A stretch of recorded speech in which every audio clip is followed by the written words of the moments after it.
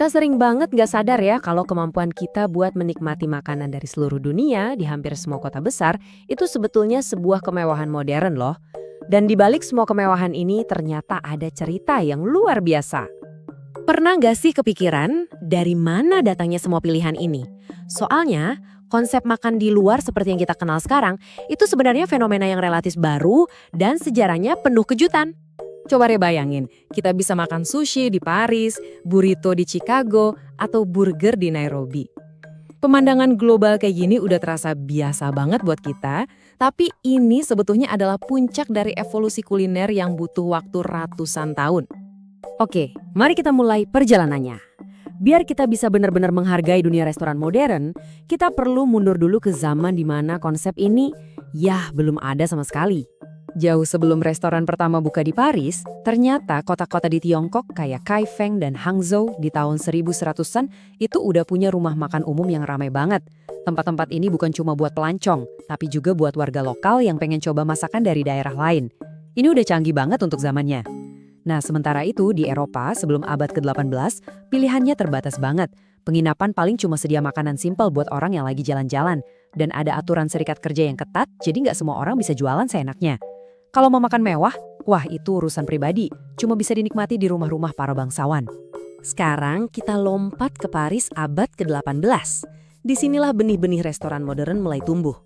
Dan yang menarik, semuanya ini berawal dari satu kata.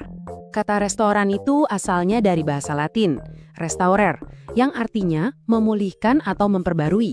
Dan lucunya, awalnya kata ini tuh bukan merujuk ke sebuah tempat loh, tapi ke sejenis sup kaldu kental yang dipercaya bisa memulihkan tenaga dan kesehatan seseorang. Nah, disinilah ceritanya jadi seru. Sekitar tahun 1765, ada seorang pemilik kedai di Paris namanya Monsieur Boulanger. Dia jadi salah satu orang pertama yang menjual si pemulih ini secara komersial. Dan kayaknya dia punya selera humor yang bagus juga. Soalnya dia pasang papan nama dengan slogan, "Datanglah kepadaku, semua yang perutnya menderita, dan aku akan memulihkanmu." Tapi, percikan yang benar-benar memicu revolusi restoran adalah Revolusi Prancis. Sebelum tahun 1789, koki-koki terbaik itu kerjanya eksklusif buat para bangsawan. Nah, pas revolusi meletus dan kaum aristokrat digulingkan, koki-koki jago ini mendadak jadi pengangguran. Terus mereka ngapain? Ya mereka buka tempat makan sendiri buat masyarakat umum. Hasilnya, boom, terjadi ledakan kuliner. Di tahun 1804 aja, Paris udah punya lebih dari 500 restoran. Dengan meledaknya jumlah restoran baru, muncul tantangan baru juga, kekacauan. Nah, di tengah-tengah kekacauan inilah muncul satu tokoh legendaris yang akan menciptakan sebuah sistem. Coba bayangin deh, dapur-dapur di masa awal itu. Pasti suasananya kacau balau, kualitas makanannya nggak konsisten, kadang enak, kadang nggak. Terus pelayanannya juga serabutan. Jelas banget kan, butuh sebuah sistem baru untuk menertibkan dunia kuliner yang baru ini. Disinilah Georges Auguste Escoffier masuk dengan idenya yang revolusioner, sistem brigade. Dia menata dapur dengan presisi militer, mirip kayak jalur perakitan di pabrik. Ada chef de partie yang megang satu bagian spesifik, misalnya kue. Ada saucier, si jago saus. Terus ada komis, koki junior yang belajar dengan cara pindah-pindah dari satu pos ke pos lain. Sistem jenius ini menciptakan konsistensi dan efisiensi yang belum pernah ada sebelumnya. Tapi inovasi Escoffier nggak berhenti di situ. Dia benar-benar menetapkan standar profesionalisme. Dia yang memperkenalkan seragam koki yang rapi itu. Dia juga melarang keras merokok dan minum di dapur. Terus, dia yang mempopulerkan menu à la carte di Inggris. Bahkan buku panduannya, Le Guide Culinaire, sampai sekarang masih jadi kitab sucinya para koki. Dia bukan cuma menata dapur, dia mengangkat profesi memasak jadi sebuah seni yang terhormat. Oke, sekarang kita balik lagi ke zaman kita. Gimana warisan sejarah ini membentuk industri restoran yang kita kenal hari ini, dan apa aja sih tantangannya?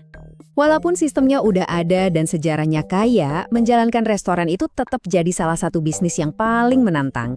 Angka ini aja udah cukup menggambarkan. Sekitar 60% restoran baru itu gagal dalam 3 tahun pertama operasinya. Kenapa sesusah itu? Ada beberapa alasan utama. Modal awalnya besar banget. Terus, ngurusin stok bahan makanan segar yang gampang busuk itu rumit. Belum lagi tantangan arus kas yang nggak ada habisnya. Tapi, mungkin jebakan terbesarnya adalah ketika seorang pemilik salah mengira kalau impian pribadinya itu sama dengan apa yang beneran diinginkan oleh pasar. Pada akhirnya, semua perjalanan panjang ini membawa kita kembali ke satu momen yang sangat sederhana dan sering kita lakukan, membuka sebuah menu. Jadi, lain kali kamu membuka menu, coba deh berhenti sejenak. Apa yang kamu lihat? Apakah itu cuma sekedar daftar makanan? Atau kamu bisa melihat cerminan sejarah ratusan tahun, mulai dari sup pemulih di Paris, revolusi yang membebaskan para koki, sampai ke jeniusan sistem yang membentuk dapur modern. Ternyata setiap hidangan punya ceritanya sendiri.